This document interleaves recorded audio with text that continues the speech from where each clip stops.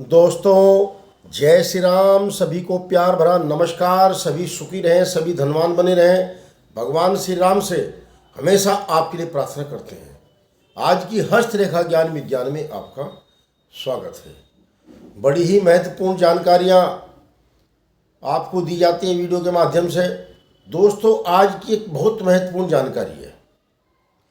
पहले युग में राजा महाराजा, युवराज, सेनानी, सेनापति बड़े ही संघर्षवादी होते थे।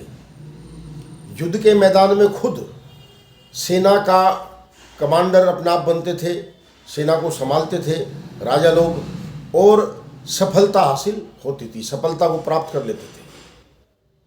धन धान्य से भरपूर होते थे। राजा का मतलब राजा है। तो वो रेखा कौन सी होती थी? आज के युग में वो रेखा पाई जाती हैं।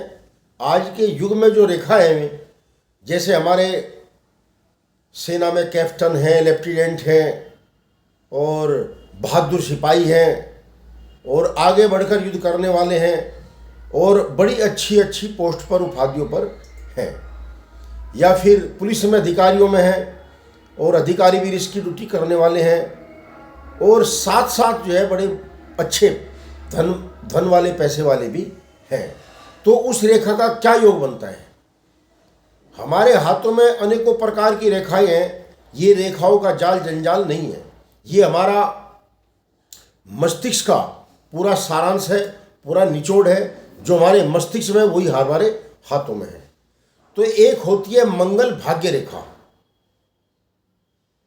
मंगल भाग्य रेखा बड़ी ही शुद्ध और पवित्र रेखा होती है और बड़ी ही बहादुरी की रेखा होती है, जो अधिकतर बहादुर पैसे वालों के हाथ में पाई जाती है।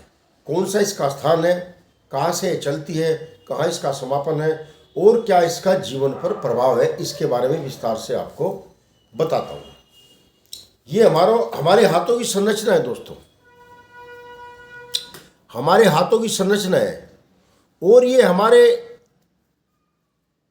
करतल पर ये मंगल का स्थान है। ये हमारा गुरु पर्वत है,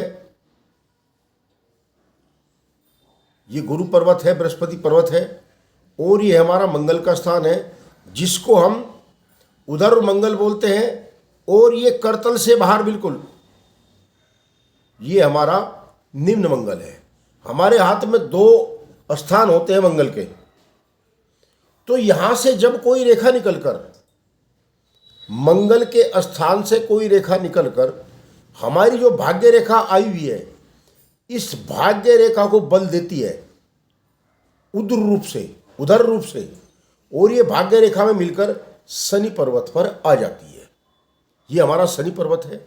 जब कोई उधर रेखा मंगल के स्थान से निकलकर, और ये हमारा भाग्य रेखा है, भाग्य रेखा को बल देती हुई और सीधी शनि पर आ जाती है, या निम्न मंगल से कोई रेखा निकलकर उधर रूप से हमारी भाग्य रेखा को बल देती हुई आती है। ये दोनों स्थान मंगल के हैं। यदि नहीं भी भाग्य रेखा है तो पूर्ण रूप से इसको मंगल भाग्य रेखा समझा जाएगा। मगर यदि भाग्य रेखा भी है और उधर मंगल रेखा भी है, तो इंसान के अंदर अतुलित बल शक्ति आ जाती है। अपनी इच्छाओं से भी आगे बढ़कर, अपने मन में जो होता है उससे भी आगे बढ़कर कार्य करता है, कुशलता से, बहादुरी से। और इसके अलावा एक शुभ और भी है। यदि हाथ में निर्दोष मंगल रेखा बन जाए, ये तीनों योग बन गए, तीनों का 4 योग बन गए। भाग्य रेखा में को प्रभाव देती हुई मंगल रेखाएं, चाहे उधर पर्वत से निकल रही हो, चाहे निम्न से निकल रही हो, और हाथों में मंगल रेखा का होना। और यदि मंगल ग्रह हमारे पूर्ण रूप से विकसित होंगे, तो ऐसा जाकत रण क्षेत्र में, बहादुरी के क्षेत्र में राजा बनने योग्य भी होता है, और यदि जातक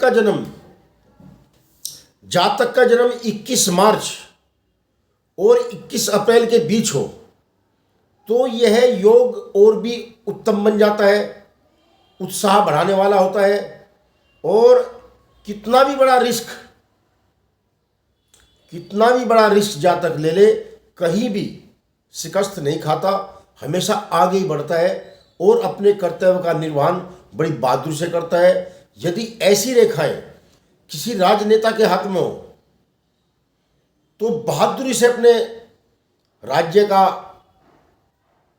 राज्य को चलाएगा और जनता का हितैषी होगा और बढ़ चढ़ कर रिस्क लेगा और अपने देश को, अपने प्रदेश को, अपने शहर को, यदि शहर का भी कोई बड़ा नेता है तो उसको आगे लेकर आएगा। ऐसी इस रेखा का महायोग बन जाता है। और यह एक ऐसा योग है, दोबारा फिर आपको समझाता हूं मैं। पहला योग